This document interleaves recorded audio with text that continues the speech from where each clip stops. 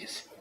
So speaking of China, her role in both the BRICS platform and also the wider geopolitical scenes means it will likely have a strategic response to North Korean engagement in the war, while analysts are all eye closely to Beijing for Beijing reactions. So I would like to know from your point of view, what role might China play in response to North Korea deployment in Russia, and how could this influence China's position and her relationship with Russia and also the other BRICS members?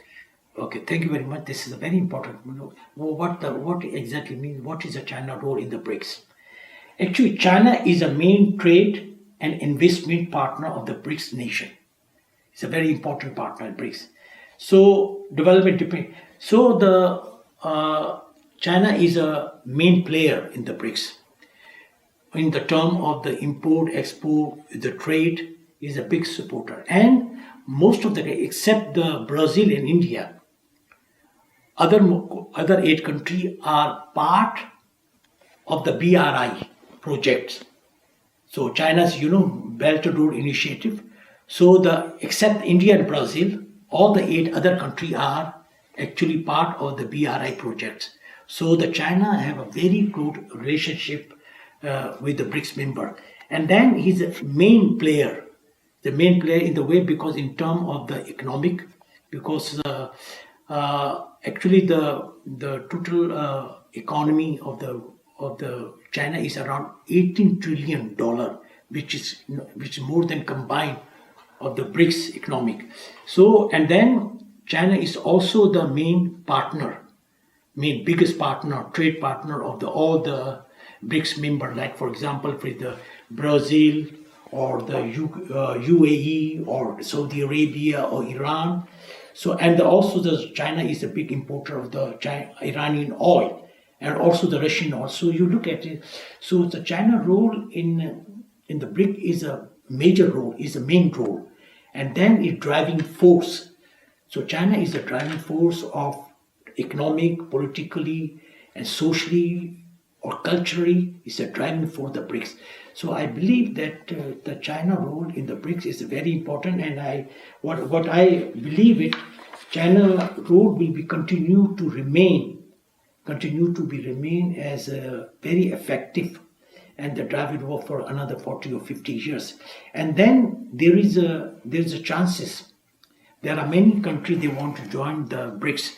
Like for example, from the ASEAN, there are 3 countries they are planning to join to the BRICS is Malaysia, Thailand, Indonesia. So when you're looking at this, the BRICS, what I'm looking at, the BRIC is expanding and becoming a biggest trading bloc in the global south and become a very powerful, the bloc in terms of the politics, economic, culture, in all way. And if you look at the BRIC analysis, BRICS at present is a consistent of the 45% of the population of the world. So BRICS, 45% of the population and around 37% of the global GDP. So now you look at the scope and the potential of the BRICS that have a 45% of the world population and 37% of the global GDP. And then it's continuing to expand. So maybe I'm thinking about maybe another 5 or 10 years, the number of the membership will go from like a 20 or 25 of the BRIC. So it's becoming a very powerful bloc in the world that they can also face with the G7 country, which is the industrial countries, rich country. They can have, because their GDP is far better than G7 also. So I think the BRICS have a great future, and BRIC represent the global south, which is consisted of the developing or underdeveloping country. Thank you. Yes. So thank you, Professor, for your response. But one last question before we conclude our interview. Yes, so how do you foresee the future role of North Korea to be engaged in the conflict with Russia between Russia and Ukraine? And how how will it mean to the potential of concluding the war in the future, and how will it last? Okay. I have a 3-point here. I'm using your platform to inform me to the people who are listening to us and the world. There are 3 points at this point. Number 1, involvement of the North Korea should not be taken lightly. It is a very serious issue.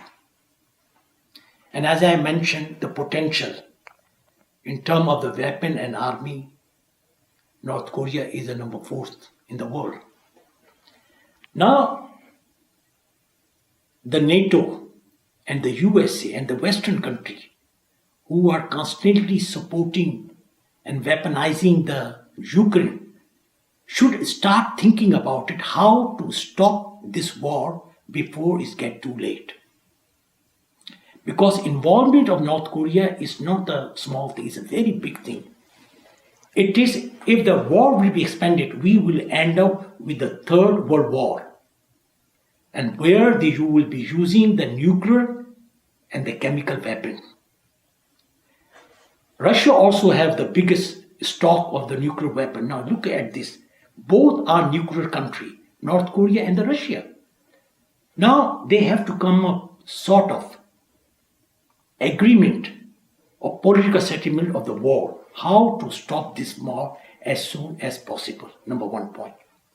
Number 2 point is lifting the sanction on the North Korea.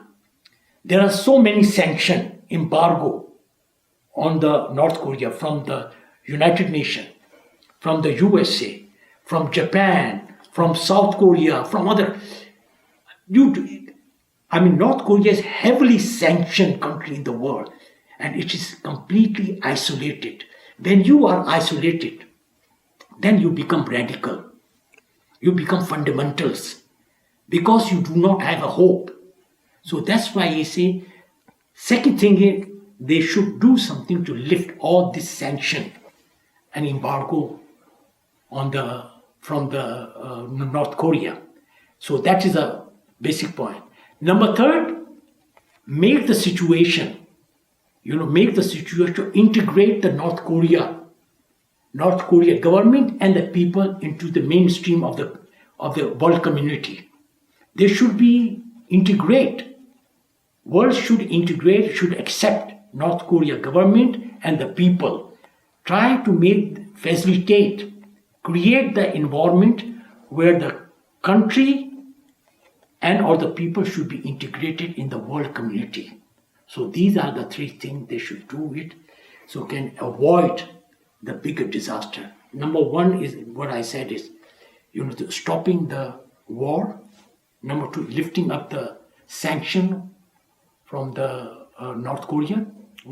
And number 3 is facilitating integration of the North Korean government and the people into the world community. These are the 3 points you can do to avoid which the disaster is coming. Because if anything go out of the control, then it's very difficult to bring back. Because both countries, Russia and North Korea, are heavily nuclear country. As I was telling you, North Korea have all 3 weapons. They have a conventional weapon, they have a nuclear weapon, and they also have a chemical weapons.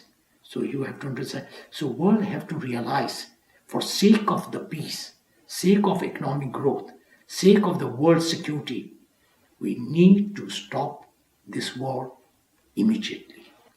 So yes, thank you so much, Professor, for very insightful and fruitful discussion. Thank you. So, Excellency, ladies and gentlemen, our discussion today has now come to an end. And once again, I would like to express my sincere appreciation to Dr. Joseph Matu for your time and for joining us today. Okay, thank you for having me here. Thank you very much. Thank you so much, and we will see you again next week.